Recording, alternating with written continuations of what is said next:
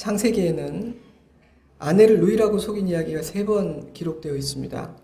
첫 번째 이야기는 창세기 12장에 기록되어 있는데 아브라함이 애굽 왕 바로에게 아내 사라를 누이라고 속인 사건이죠. 놀라운 것은 하나님께 약속을 받은 다음에 곧바로 이어지는 첫 번째 사건이 그렇게 아름답지 못했다는 것입니다. 두 번째 이야기는 오늘 읽은 말씀인데 창세기 12장에 일이 있은 약 20년 후에 아브라함이 그랄 왕 아비멜렉에게 아내 사라를 누이라고 속인 사건입니다. 아브라함은 애굽에서의 일을 통해 아무런 교훈을 얻지 못했다는 말인가 이런 생각을 하게 됩니다. 그리고 세 번째는 아브라함의 아들 이삭이 아버지가 했던 똑같은 일을 반복하는 이야기입니다. 창세기 20장과 26장 사이에는 약 75년 정도의 시간의 차이가 있죠. 하지만 아브라함의 인생에서 이런 일은 단 2번만이 아니었을 가능성도 제기됩니다. 13절을 보면요. 하나님이 나를 내 아버지의 집을 따라 두루다니게 하실 때 내가 아내에게 말하기를 이후로 우리의 가는 곳마다 그대는 나를 그대의 오랍이라 하라. 이것이 그대가 내게 베풀 은혜라 하였었노라. 이곳저곳을 유랑하는 유목민의 삶을 살아야 했던 아브라함은 낯설고 위험하다고 느껴지는 곳에 이를 때마다 아내를 누이라 속이는 일을 반복하며 자신을 지켜보려고 시도했다는 고백입니다. 하나님의 약속의 말씀을 받았음에도 불구하고 문제가 생길 때마다 너무나 인간적인 방법으로 그 문제를 해결하려고 했었다는 사실을 자기 입으로 자백하고 있는 것이죠. 하나님은 성경의 인물들을 미화하지도 비하하지도 않습니다. 성경은 그들의 멋진 이야기도 부끄러운 이야기도 있는 그대로 기술하죠. 이런 사람들이 하나님의 선택을 받았고 이런 사람들이 하나님의 뜻을 이루는 도구로 쓰임 받았다는 사실을 그저 담담히 기술하고 있는 것입니다. 우리가 생각할 때 오늘 함께 읽은 이런 종류의 이야기는 아마도 아브라함의 입장에서는 지워버리고 싶은 부끄러운 기억이 아닐까 싶기도 합니다. 하지만 하나님을 깊이 알아가며 날아갈수록 아프고 부끄럽게 생각되었던 그런 일들조차도 하나님을 생각하게 하고 하나님께서 베푸신 그 은혜를 기억하게 해주기에 굳이 감추거나 지워버리고 싶다는 생각조차 점점 사라지게 되는 것 같습니다. 하나님과 동행하고 주님을 깊이 알아가며 날아갈수록 모든 일에 조금씩 더 자유로워지게 되고 더 감사하게 되고 더 평안하게 되는 것을 경험합니다.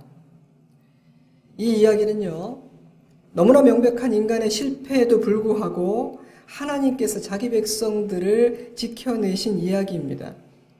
우리가 믿음의 조상들이라고 부르는 사람들이 얼마나 연약한 존재인지를 보여주는 이야기인 동시에 그럼에도 불구하고 하나님께서 자기 백성들과 당신의 언약에 대해 얼마나 신실한 분이신지를 보여주는 이야기이기도 하죠. 때문에 아브라함의 실패에도 불구하고 하나님의 약속은 성취됩니다. 자신의 약속을 지키시는 신실한 하나님이 역사 가운데 계시기 때문입니다. 그러므로 이 이야기의 초점은 아브라함의 실패가 아니라 하나님의 역사에 맞추어져 있습니다. 아브라함이 거기서 네게브 땅으로 옮겨가 가데스와 술 사이 그랄에 거류하며 그의 아내 사라를 자기 누이라 하였으므로 그랄 왕 아비멜렉이 사람을 보내어 사라를 데려갔더니 헤브론을 떠나 네게브 땅으로 옮겨간 아브라함은 잠시 그랄이라는 지역에 머무르게 되었습니다. 그런데 그곳에서 아내를 빼앗길 위험에 처하게 되죠. 아내를 누이라고 거짓말했기 때문입니다. 이때 사라의 나이는 최소 90세 이상입니다. 어떤 학자는 99세라고 주장하기도 하죠. 물론 오늘날의 90세와 당신의 90세는 다를 수 있고 하나님께서 그녀에게 큰 은혜를 주사 여전히 빼어난 미모를 지니고 있었다고 상상할 수도 있습니다. 실제로 랍비의 문헌들을 살펴보면 하나님께서 사라에게 회춘하는 은혜를 주셔서 그녀의 젊음이 유지되고 있었다는 기록이 있기도 해요. 하지만 창세기 12장에는 애굽 사람들이 사라의 아리따움을 보고 그녀를 바로의 궁으로 데려갔다는 언급이 있는 것에 반해 이 이야기에는 사라의 외모에 대한 언급은 전혀 없고 아브라함이 아내를 누이라 했기 때문에 그랄 왕이 사라를 데려갔다 이렇게 단순하게 사실만을 기술하고 있을 뿐입니다. 그래서 학자들은요, 이 결혼은 정략적인 결혼이라고 이해하기도 해요. 아브라함은 당시에 상당한 부와 또 군사력을 가지고 있던 영향력 있는 인물이었기 때문에 이 결혼을 통해 영향력 있는 아브라함과 동맹을 맺고자 했다는 것이죠. 어떤 이유였든 간에 이 일은 굉장한 위기였습니다. 아내가 이방왕의 부인이 되어 이방왕의 아이를 갖게 될 위험, 그것은 곧 내가 너에게 언약의 아들을 주고 그를 통해 이 세상 온천하 열방에 복을 주겠다 말씀하신 하나님 약속의 위기이기도 했습니다. 이 위기는 단순히 한 가정의 위기가 아니라 하나님의 구속사, 하나님의 약속의 위기였던 것이죠. 그러므로 아브라함은 하나님께서 자신에게 주셨던 그 말씀, 그 약속의 빛 아래에서 믿음으로 결단하고 믿음으로 행동해야 했습니다. 하지만 그는 그렇게 하지 못했습니다. 그래서 자신도, 가정도, 하나님의 약속도 위태롭게 만들어버리고 말았죠.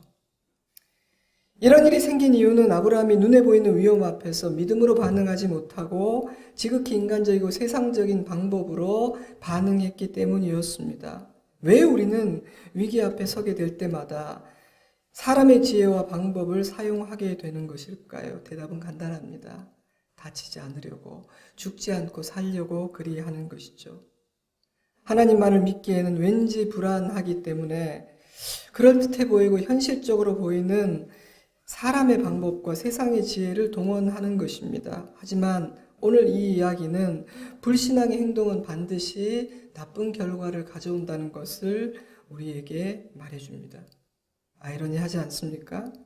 살려고 한 선택인데 오히려 그 선택이 그를 위험에 빠지게 만들었으니 말이죠. 만약 아브라함이 처음부터 오직 믿음으로 행동했다면 이런 일은 일어나지도 않았을 거예요.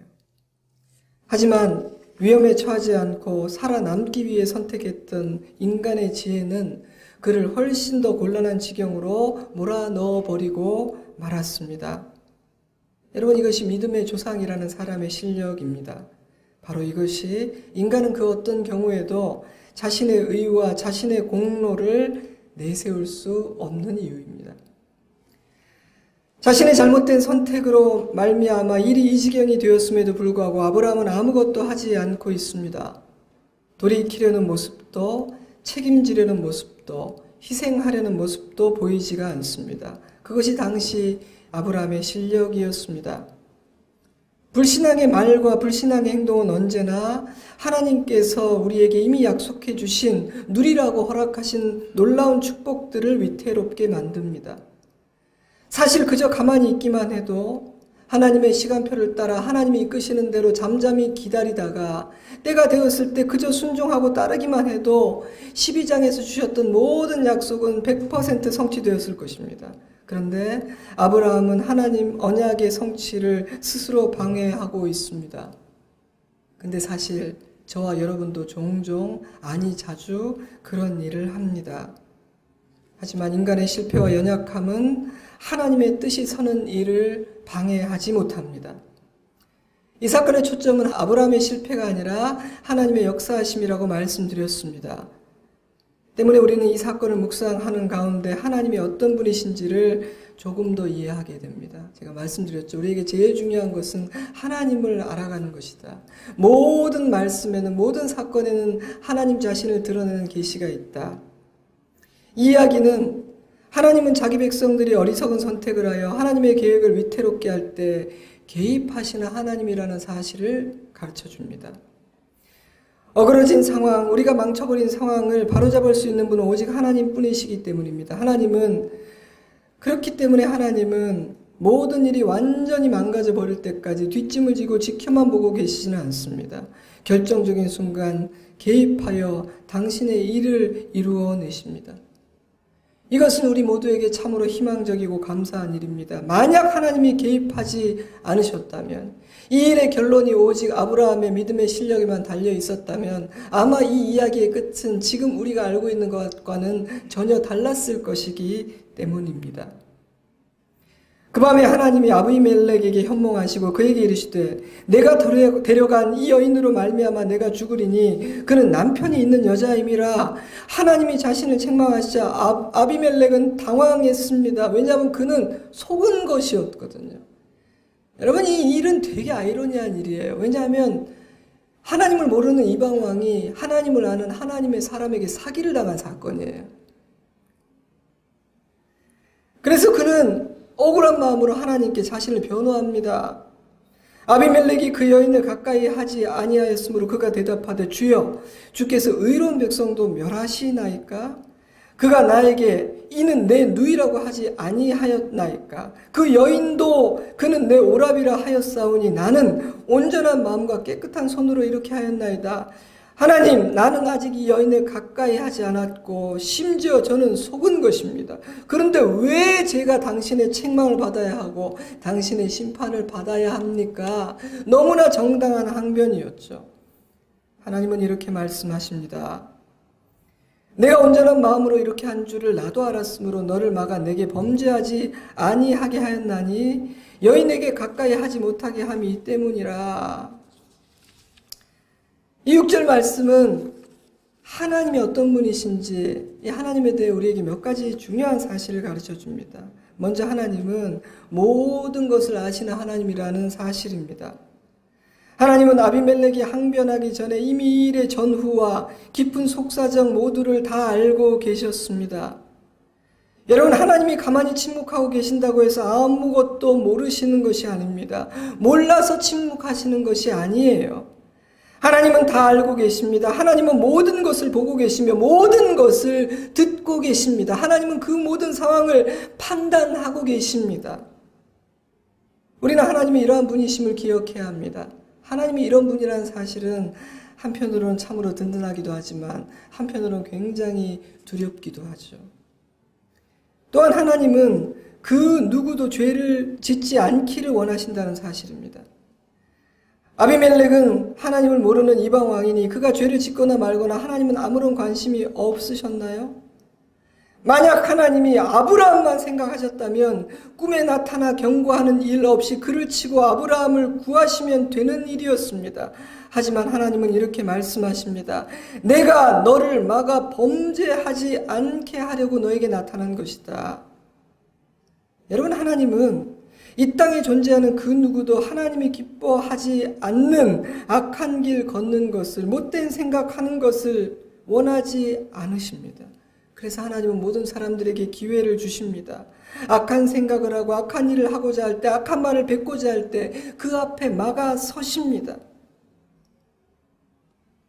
때문에 인간은 자신의 모든 언행에 대해 하나님 앞에서 책임을 지게 되어 있습니다. 왜냐하면 하나님은 말씀을 통해 막으시고 말씀을 통해 기회를 주시는 하나님이시기 때문입니다. 분명히 저는 못 들었는데 언제 저에게 말씀하셨나요? 라는 반박이 그 재판정에서 이루어질 것입니다. 하지만 안 들은 것이 아닙니까? 거절한 것은 아닐까요? 왜 하나님께서 나에게만 말씀하지 않으셨겠습니까? 이방 나라의 왕이 잘못된 길로 가지 않도록 하기 위해 나타나 막으신 하나님은 사랑하는 자녀들에겐 더 크게 말씀하시고 더 적극적으로 막아서실 것입니다. 하나님은 사랑하는 당신의 자녀들이 하나님께서 기뻐하지 않는 생각과 말과 행동에 단 한순간이라도 머무르지 않기를 원하시기 때문입니다. 하나님이 이런 분이라는 사실이 나에게 무엇을 의미하는지를 생각해 보시기 바랍니다. 또한 하나님은 사람의 중심과 동기를 살피시는 하나님이라는 사실입니다. 여러분, 죄에도 죄질이라는 것이 있죠. 그래서 종종 판결문에는요, 이 사람은 반성의 기미가 없고 죄질이 나쁨으로 중형에 처한다, 이런 종류의 문구가 등장하기도 합니다. 그런데 하나님에게 있어서 이 죄질이라는 것은 마음 깊은 곳에 감추어져 있는, 사람에게는 드러나지 않는 그 동기와 생각에 의해서 결정이 됩니다. 인간의 중심에 감추인 생각은 사람에게는 쉽게 드러나지 않습니다. 그래서 인간은 얼마든지 속일 수 있고 영원히 감출 수도 있다고 생각합니다. 하지만 하나님은 언제나 바로 그것을 주목하시고 중요하게 여기십니다. 그러므로 하나님에게 알고 했느냐 모르고 했느냐, 고의성이 있느냐 없느냐는 굉장히 중요한 잣대가 됩니다. 민수기 35장에는 도피성에 대한 법이 기록되어 있죠. 도피성은 과실로 사람을 죽인 자가 보호받을 수 있는 하나님이 정하신 특별한 장소였습니다. 하나님은 이스라엘 백성들에게 6개의 도피성을 주셨는데 어느 곳이든 하루길 안에 도착할 수 있는 위치에 배치되어 있었죠. 하나님이 정해주신 도피성으로 피한 자는 정당한 재판을 받을 수 있었으며 재판이 끝날 때까지 감정에 치우쳐 분노한 피해자 가족들의 피해 복수로부터 보호받을 수가 있었습니다. 하지만 고의로 사람을 죽인 자에게는 하나님의 보호가 허락되지 않았어요. 근데 이 법의 내용을 보면요, 참 흥미롭고 재미있어요. 철로 된 연장을 손에 쥔 자, 그 연장으로 사람을 죽인 자는 이게 처음부터 죽이려고 마음먹은 고의성이 있는 자다. 사람을 죽일 만한 큰 돌이나 아니면 날카로운 그런 돌을, 사람을 죽일 만한 돌을 손에 들고 있는 자, 사람을 죽일 수 있는 나무 연장을 손에 들고 있는 자, 악의를 가졌던 자, 미워하는 마음으로 밀어 죽인 자, 평소에 그를 해치고 상하게 할 기회를 호시탐탐 엿본 자들은 고의성을 가진 사람들이기 때문에 이 도피성의 보호를 받을 수가 없다.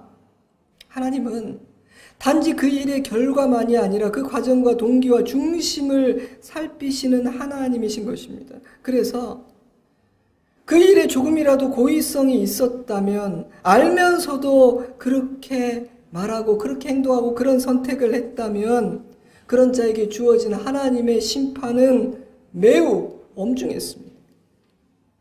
그런데 하나님께서 보실 때 이 아비멜렉의 행동에는 고의성이 없었어요. 그래서 하나님은 이렇게 말씀하셨죠. 내가 온전한 마음으로 이렇게 한 줄을 나도 알았으므로 너를 막아 내게 범죄하지 아니하게 하였나니 여인에게 가까이 하지 못하게 함이 이 때문이니라. 그래서 하나님이 더 적극적으로 그를 막아서신 것이다. 저는 그렇게 생각했어요. 부지불식간에 알지 못한 채로 죄를 짓고 하나님의 섭리에 저항하고 반항하고 대적하는 일을 하지 않도록 하기 위해서입니다. 그러므로 여러분, 우리가 하나님을 따라가고 주님의 말씀을 따라 믿음의 걸음을 걸어갈 때 실수하여 죄를 지을까 봐 너무 겁내지는 마십시오. 만약 우리가 하나님 앞에 깨어있고자 노력하고 있으며 하나님을 경외하는 마음으로 살아가고 있다면 반드시 하나님께서 가르쳐 주실 것입니다. 빛이 되어 주실 것입니다.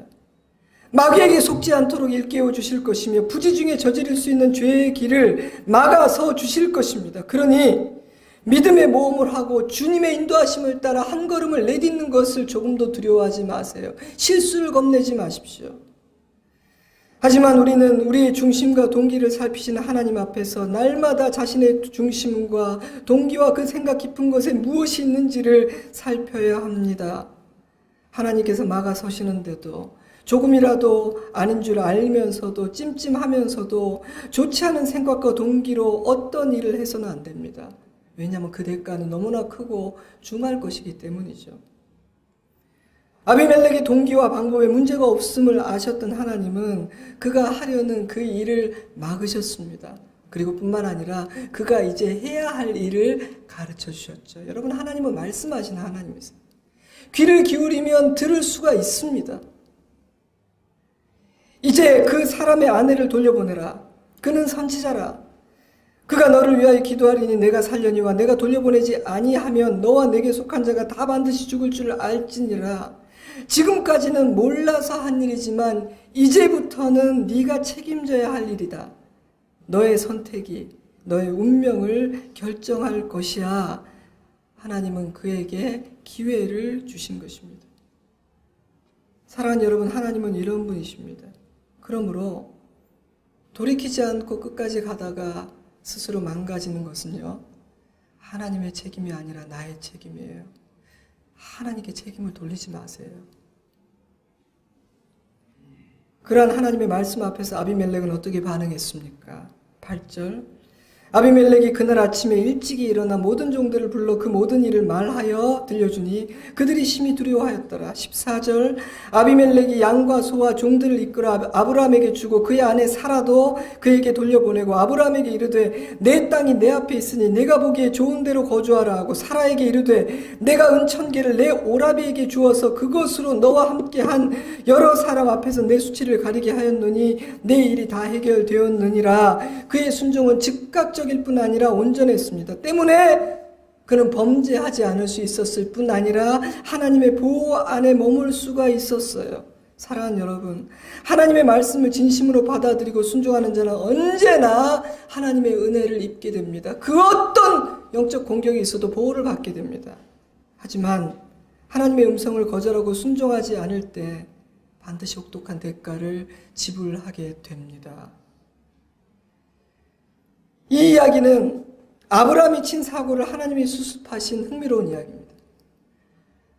마치 자식이 사고를 쳤는데 부모가 해결하고 수습해 주는 것과 비슷하다는 생각도 들었어요. 그런데 아브라함은 왜 이런 잘못을 저지르게 되었을까요?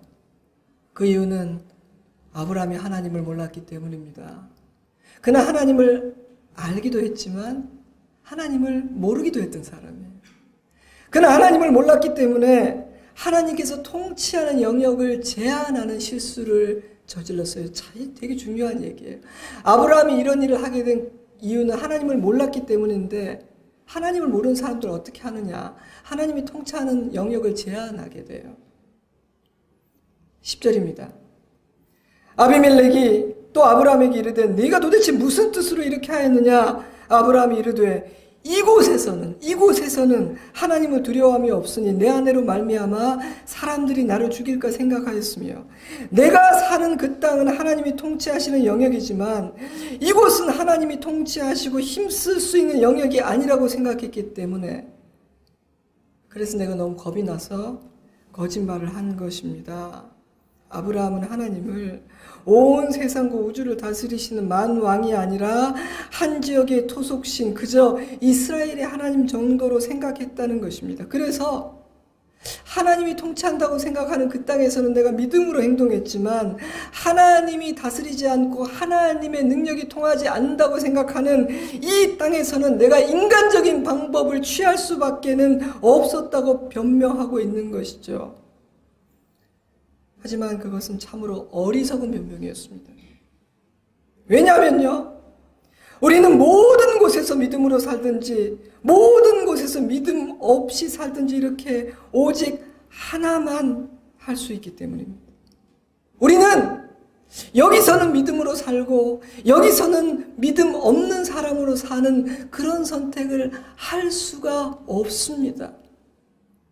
그렇게 할 수 있다는 것은 착각일 뿐이죠. 우리는 단지 하나님을 만왕의 왕으로 생각하고 내 삶의 모든 영역과 모든 시간과 모든 공간에서 믿음으로 살든지 아니면 믿음 없는 자로 하나님을 왕으로 목자로 인정하지 않는 자로 살든지 둘 중에 한 가지 선택만을 할 수 있을 뿐입니다. 하지만 안타깝게도 우리들 역시 아브라함처럼 생각하며 살아갑니다.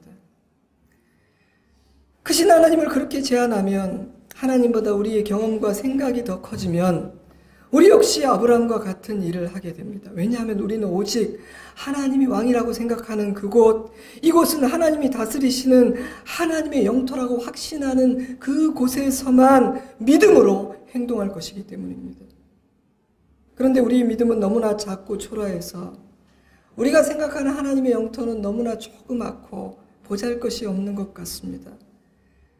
그래서 우리는 하나님께서 행하시는 놀라운 일들을 누리고 찬송하지 못하며 살아갑니다. 그래서 많은 사람들은 움츠려져 있고 자신의 경험과 지식의 한계 안에서 살아가다가 죽습니다. 하나님을 제한하고 인간의 지혜와 생각에 의존하는 삶을 선택할 때 우리는 하나님의 은혜와 복을 풍성히 누리지 못할 뿐 아니라 우리가 피하고 싶어 했던 더 큰 문제들을 더 자주 더 많이 경험하게 됩니다. 그러므로 내 힘과 지혜로 풀 수 없는 문제 앞에 서게 될 때는 오히려 더 이전보다 훨씬 더 단순해져야 합니다. 머리 쓰는 것을 멈추고 오직 하나님만을 바라보며 무엇이 하나님의 뜻이고 원하시는 방법인지를 깊이 묵상해야 합니다. 이것도 이 사람도 이 문제도 하나님께서 다스리는 통치 영역 안에 들어가 있음을 소리를 내어 입으로 선포해야 합니다. 주님, 이 땅도 하나님의 것임을 저는 믿습니다. 주님, 저 사람도 내가 두려워하는 저 사람도 하나님의 통치 안에 있는 사람임을 저는 믿습니다라고 선포해야 합니다. 그런 다음 순종해야 합니다. 그런 다음 모든 것을 하나님께 맡겨야 합니다. 아브라함은 그렇게 하는 순간 앞에 서 있었습니다. 하지만 그렇게 하지 못했습니다. 그래서 자신의 지혜로 지키고자 했던 그 모든 것을 다 잃어버릴 위험에 처하게 되었죠. 많은 경우 우리는 내 앞의 문제와 내가 처한 상황을 돋보기로 매그니파이 하는 경향이 있습니다. 이 그림처럼 말이죠. 그냥 있어도 보이는데 막 더 크게 보려고 애를 쓰죠. 문제들을요. 매그니파이, 확대하다, 크게 하다라는 의미를 가진 단어인데 우리 앞에 있는 위기와 문제와 상황들을 집중하고 묵상하고 매그니파이 하면 할수록 우리는 더욱더 두려움에 사로잡히게 되고 그러면 당황하게 되고 결국은 잘못된 선택을 하게 됩니다. 두려움이 나를 지배하게 되니 믿음의 생각으로 지혜로운 판단을 할 수가 없는 것이죠. 지금 아브라함이 그런 일을 했고 가나안을 정탐했던 10명의 정탐꾼들과 이스라엘 백성들이 그러했습니다. 결과가 어땠죠? 결과는 파괴적이었습니다. 하지만 믿음의 사람들은 하나님을 매그니파이 합니다. 나의 연약함이 아닌 내가 처한 상황과 문제가 아닌 그보다 더 크신 하나님을 바라보고 깊이 묵상함으로 내 안에 살아계신 하나님이 점점 커지고 나를 지배하기 시작하면 하나님이 내 생각과 관점을 다스리시기 시작하면 비로소 어떤 행동, 어떤 말, 어떤 선택을 해야 할지가 보이기 시작합니다.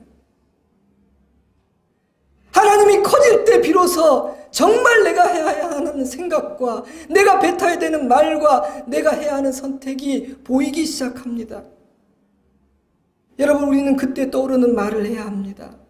그때 보게 되는 행동을 해야 하며 그때 떠오르는 선택을 해야 합니다. 두려움 중에 떠오른 말을 뱉지 마십시오. 육신의 정욕에 사로잡혀 있을 때 떠오른 생각을 따라가지 마세요. 그것은 성령의 생각이 아닙니다. 그것은 여러분을 사망의 길로 인도하는 어둠의 생각입니다. 재미있는 그림을 보았습니다. impossible, 불가능한이라는 단어를 본 두 가지 방법이 있다는 것이죠. 우리는 흔히 I am, 불가능하다라는 부정적인 부분을 확대하고 묵상하는 일을 매우 잘합니다. 그 일의 전문가들이죠. 부정적인 생각을 가지고 문제를 묵상하고 나누며 매그니파이 하는 것입니다. 그래서 그 단어와 그 생각에 지배를 받게 됩니다. 하지만 possible, 즉 가능한이라는 부분을 묵상하고 확대하여 볼 수도 있습니다. 자, 세상은요, 이런 태도를 뭐라고 부르냐 하면 적극적인 사고방식, 긍정적인 사고방식이라고 부릅니다. 하지만 저는 그런 생각하라고 말씀드리는 것이 아니에요. 우리에게 그 possible이라는 부분을 확대해서 보는 것은 어떤 행동을 의미하는 것인지 아세요? 하나님을 묵상하는 것입니다.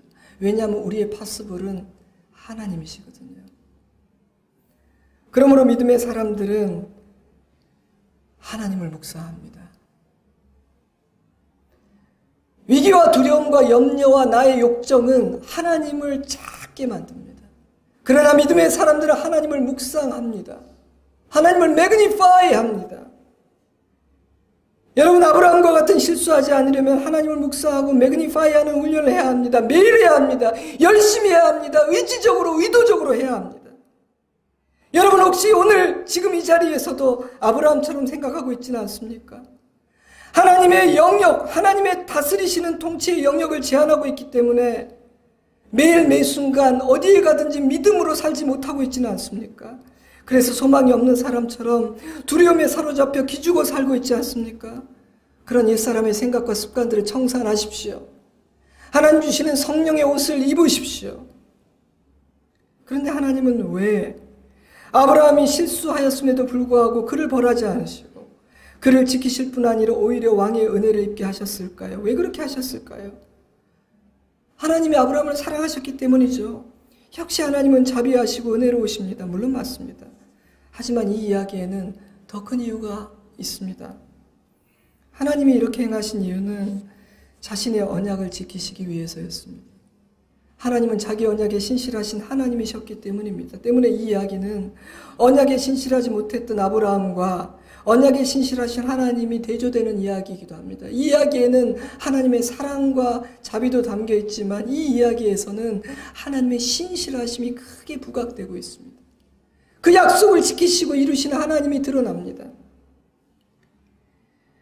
물론 하나님은 자기 백성들을 사랑과 자비로 대하십니다. 그래서 아브라함은 이 일이 끝난 후 나중에 하나님께 조용히 불려가서 너희 자식 왜 이렇게 했어? 따로 책망받지 않았습니다. 하지만 그렇다고 해서 하나님께서 아브라함이 사용했던 인간적인 방법을 묵인하셨다거나 잘했다고 인정해 주신 것은 아니에요. 사랑하는 여러분, 하나님은 우리가 잘못하고 있는데도 무조건 우리 편을 들지 않으십니다. 그것은 착각이에요. 하나님의 본성을 알고 하나님의 성품을 안다면 내가 잘못하고 있을 때 하나님께서 내 편 들어주시길 바라는 것은 성령의 생각이 아니에요. 하나님 모르는 자들의 생각이에요. 하나님은 우리가 잘못된 길을 갈 때 우리를 위해서라도 반드시 훈계하시고 때로는 매를 드십니다. 9절입니다. 아비멜렉이 아브라함을 불러서 그에게 이르되 내가 어찌하여 우리에게 이렇게 하느냐? 내가 무슨 죄를 내게 범하였기에 내가 나와 내 나라가 큰 죄에 빠질 뻔하게 하였느냐? 내가 합당하지 아니한 일을 내게 행하였도다. 하나님은 이방 왕의 입을 통해 아브라함을 책망하고 계셨습니다. 솔직히 굉장히 부끄러운 일이죠. 하나님께 책망받는 것은 괜찮은데 말이죠. 하지만 여러분, 하나님은 하나님의 백성들이 하나님 앞에 신실하지 못하면 때로 세상의 책망을 받기도 하세요. 하나님이 보호하신다는 것은 세상으로부터 비난받지 않게 하시는 것은 아니에요. 하나님의 계시의 방법은 굉장히 다양하고 굉장히 신비합니다. 창세기를 보면요, 하나님은 꿈에 나타나서 당신의 뜻을 계시하십니다. 제가 창세기 읽으면서 꿈에 대해서 많은 생각을 했고 진짜 언젠가 이 꿈으로 나타나신 하나님에 대해서 제가 준비가 되었을 때 나누고 싶다는 생각이 들 정도예요. 하나님이 말씀하신 통로는 이방인일 수도 있고 아이일 수도 있고 나보다 약하고 힘없는 자일 수도 있으며 나보다 못 배운 사람일 수도 있고 내가 무시하는 사람일 수도 있습니다. 하나님은 아주 다양한 방법으로 우리가 상상할 수 없는 방법으로 우리에게 말씀하십니다. 잘못된 길을 갈 때 막아서시고 우리를 이끌어야 할 때 나타나서 인도해 주기도 하십니다. 그러므로 여러분, 우리는 다양한 방법과 통로를 통해 말씀하신 하나님의 모든 음성을 들을 수 있어야 하며 그 모든 계시를 이해할 수 있는 실력을 길러야 합니다. 그것을 위해서는 음성을 듣고자 하는 간절함이 필요하고요. 더불어 겸손해야 됩니다. 겸손하지 않은 사람은 다양하게 말씀하신 하나님의 음성을 들을 수가 없어요. 바리새인들이 왜 하나님의 말씀과 계시를 듣지 못했는가? 교만하고 의로운 자라서 그랬습니다. 자기가 제일 잘났거든요. 내 생각이 옳거든요. 그들은 남을 가르치는 자였거든요. 16절입니다. 사라에게 이르되 내가 은천계를 내 오라비에게 주어서 그곳으로 너와 함께한 여러 사람 앞에서 내 수치를 가리게 하였노니 내일이 다 해결되었느라. 하나님이 개입하시면 언제나 모든 일은 순적하고 아름답게 마무리됩니다. 해결이 되어버립니다. 은천세겔은 약 11.4kg. 당시 노예 하나를 사려면 그 가치가 은 20세겔이었다는 사실을 기억하면 아비멜렉이 화해와 사죄의 의미를 담아 선물했던 이 속전의 가치는 굉장했습니다. 하나님은 믿음이 없는 남편 때문에 실추되어 버린 사라의 명예까지도 회복시켜 주신 것이죠. 아브라함은 불순종의 행동을 하였으나 오히려 왕에게 후한 대접을 받고 재물도 얻었습니다. 그는 어떤 생각을 했을까요? 와, 신난다. 거짓말을 하고 막 살아도 하나님은 언제나 나를 보호해 주시는구나. 어우, 너무 좋아. 너무 든든해. 그렇게 생각했을까요? 아닐 겁니다. 그는 아마도 너무나 부끄러워서 고개를 들 수가 없구나. 나의 나됨은 하나님의 은혜였구나. 내가 아무런 실수나 오류나 죄가 없기 때문에 오늘까지 살아남은 것도 형통한 것도 아니었구나. 모든 것이 하나님의 은혜였구나.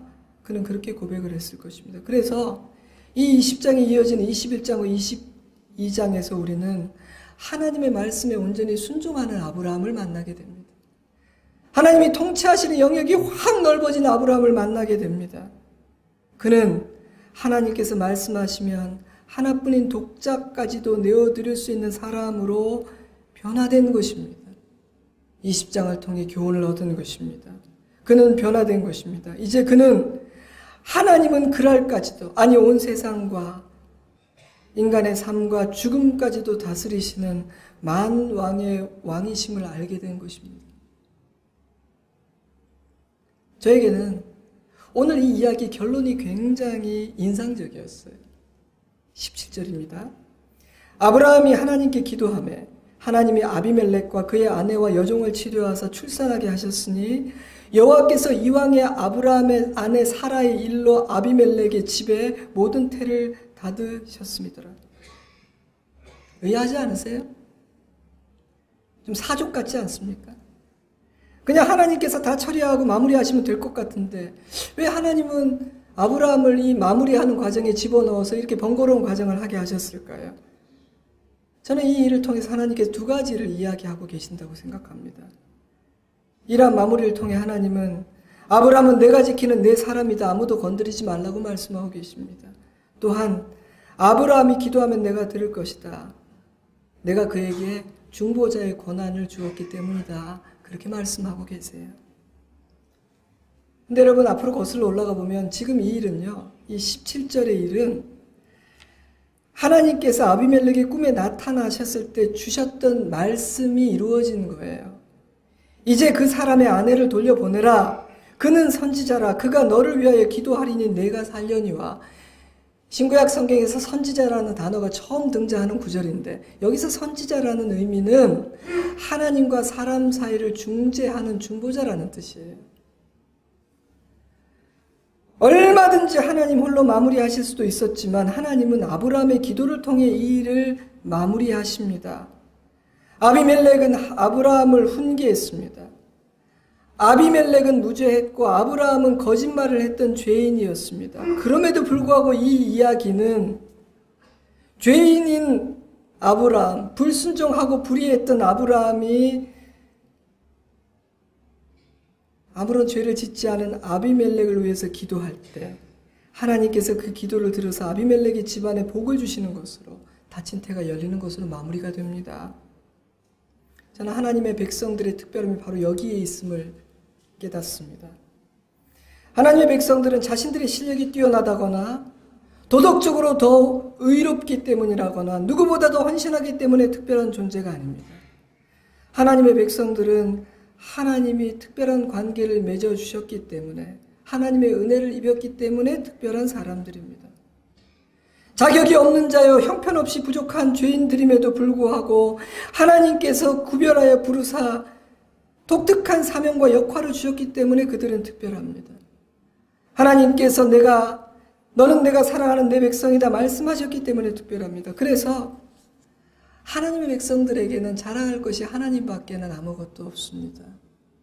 그러므로 하나님을 안다고 하는 사람들이 자기가 가진 세상의 것들을 자랑하는 것만큼 어리석고 바보 같은 일도 없어요. 왜냐하면 우리의 특별함은 하나님이기 때문에 우리가 정말 자랑할 것은 내 하나님밖에 없어요.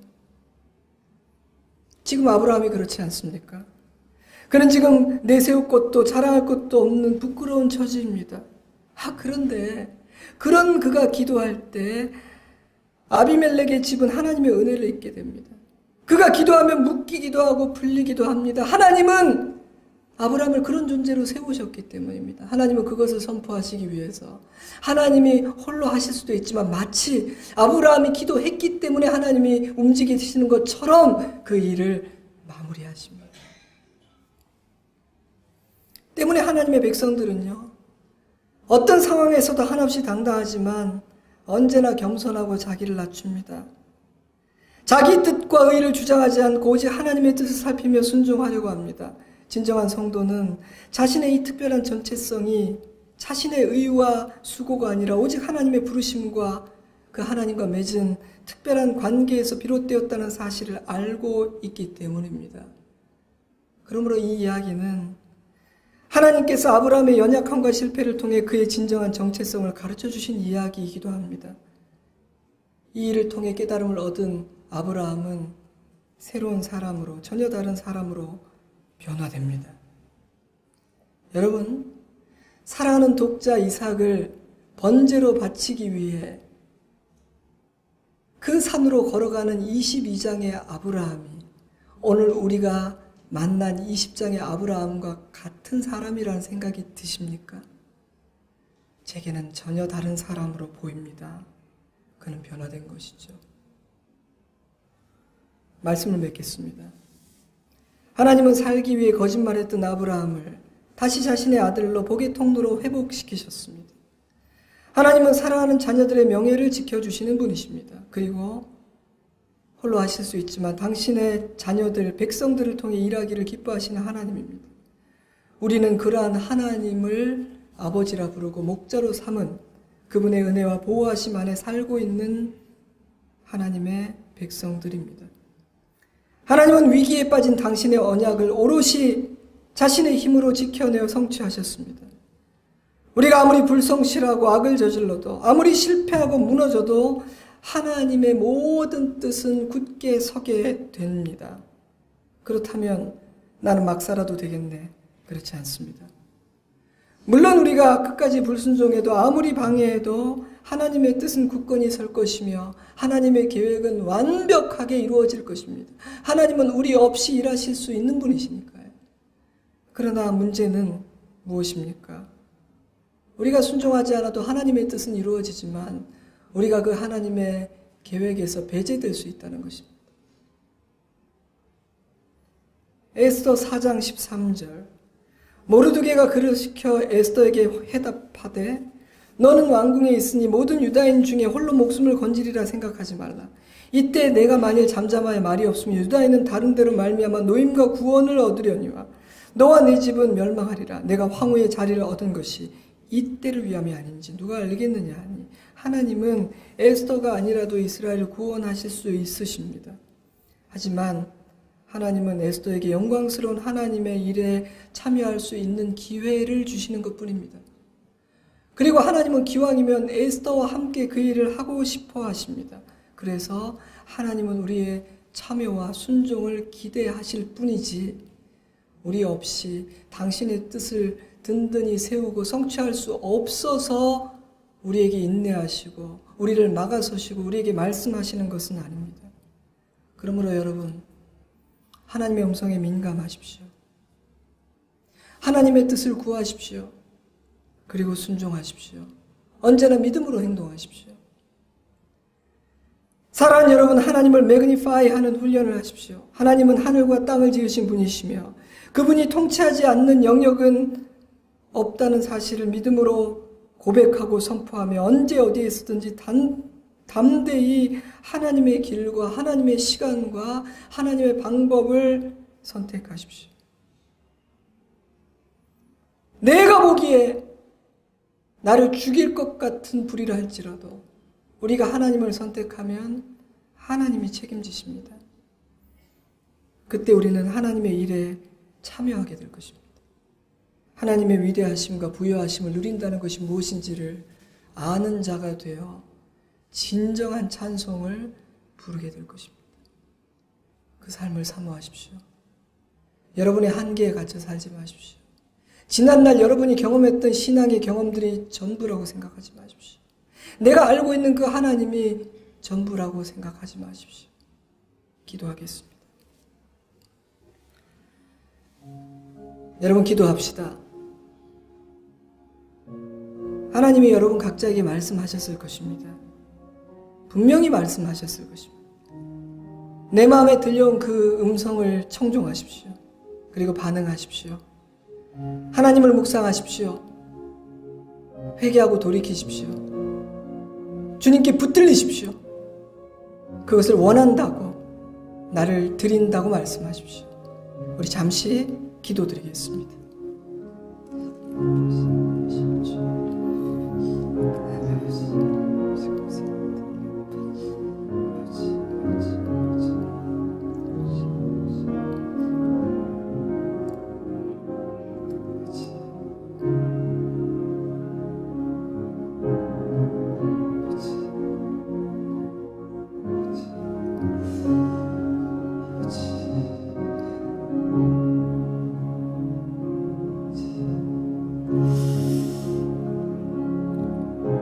하나님 아버지, 아브라함 자신이 하나님을 안다고 생각했지만 사실은 모르고 있었습니다. 그래서 하나님의 영토를 제한했습니다. 그래서 거짓말을 했고 믿음으로 행동하지 못했습니다. 오늘 하나님이 어떤 분이신지를 우리에게 가르쳐 주신 것 감사합니다. 어떤 분을 우리가 아버지라고 부르는지 알려주신 것 감사합니다. 하나님은 모든 것을 알고 계시니 우리는 두려워할 것이 없습니다. 하나님은 죄에 짓지 않도록 막아서시고 말씀하시고 인도하시는 분이니 우리는 용기를 낼 수 있습니다. 하나님은 우리의 중심과 우리의 깊은 생각을 살피시니 우리가 우리의 속사람을 돌아보고 단장할 수 있게 되었으니 감사합니다. 우리의 실패에도 불구하고 신실하신 하나님은 이 성경에 기록하신 모든 일을 이루실 것이며 우리 각자에게 주신, 우리 가정에 허락하신 그 약속의 말씀들을 이루어 내실 것입니다. 두려워질 때, 염려하게 될 때, 인간의 정욕이 살아나고 내 앞에 있는 문제들이 큰 산처럼 나를 겁줄 때 하나님을 묵상하고 깊이 생각함으로 하나님만을 매그니파이하게 하여 주시옵소서. 그래서 하나님의 지배와 다스림 안에서 말하고 행동하고 선택하고 살아가게 하여 주시옵소서. 그 삶의 기쁨이 무엇인지 알기를 원합니다. 사랑하는 주님, 우리 아버지 되어주심을 감사하고 찬양합니다. 예수님 이름으로 기도드리옵나이다. 아멘. 자리에서 일어나십시오. 그리고 함께 찬양하겠습니다.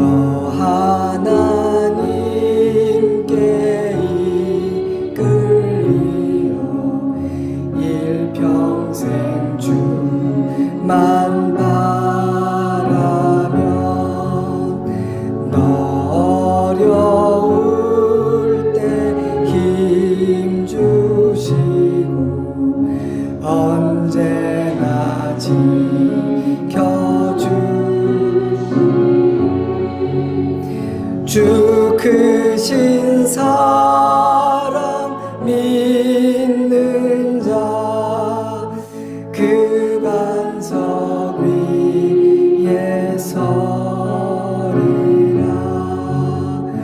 너 설레는 맘 가다듬고 희망 중 기다리면서 그 은혜로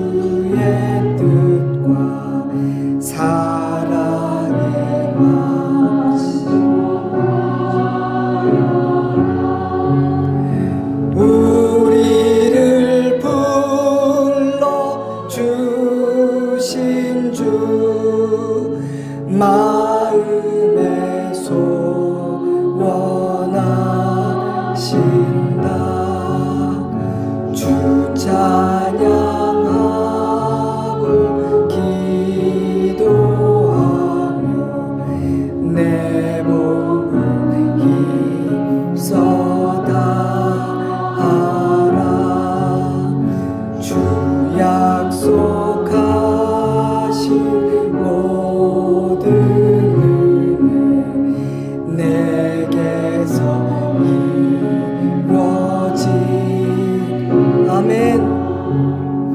참되고 의지하는 자 주께서 기여. 우리 마지막으로 3절만 한번 더 부릅니다. 주 찬양하고 기도하며 내 공부 힘써다 하라. 주 약속하신 모든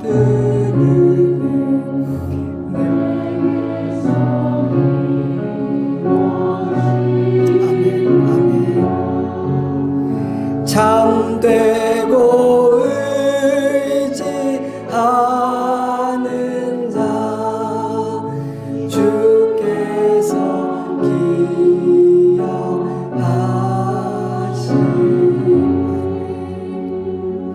지금은 우리 위에 생명 주신 우리 구주 예수 그리스도의 크신 은혜와 하나님 우리 아버지의 신실하신 그 아버지의 변함없고 깊은 사랑하심과 성령 하나님의 감화, 감동, 교통, 교제하심의 은혜가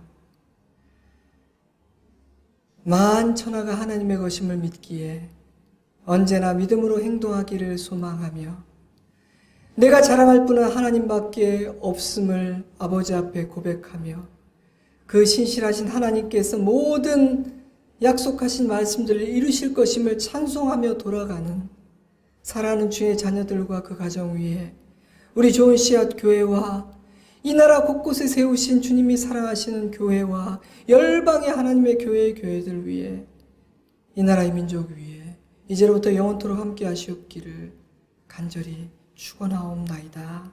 아멘.